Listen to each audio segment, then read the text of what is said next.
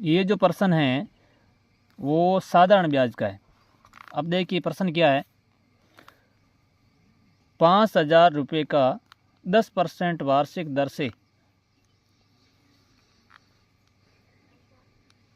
2 वर्ष का साधारण ब्याज क्या होगा। प्रश्न ये है, 5,000 रुपये का 10% वार्षिक दर से 2 वर्ष का साधारण ब्याज क्या होगा। सबसे पहली बात, जब इस प्रश्न को अपन हल करते हैं तो दिया हुआ क्या है ये चीज़ अपन लिख देते हैं, गिवन डेट। सबसे पहले मूलधन P क्या दिया हुआ है, 5,000 रुपये। उसके बाद R क्या दिया हुआ है, 10%। उसके बाद समय T क्या दिया हुआ है, 2 वर्ष।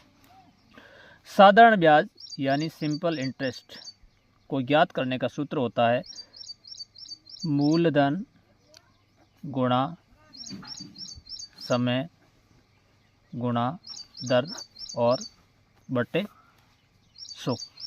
तो सिंपल इंटरेस्ट, अब इसमें इनका मान अपन रखते हैं।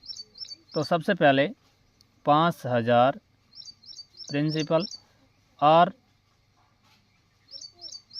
T जो है वो 2 वर्ष और जो रेट है वो 10%, और प्रतिशत हटाते हैं तो ये 100 इसलिए लगाया जाता है। तो जितने जीरो उतने जीरो काट लिया जाए, क्या होगा, पीछे क्या रहा, 500 गुणा 2 यानी कितना होगा,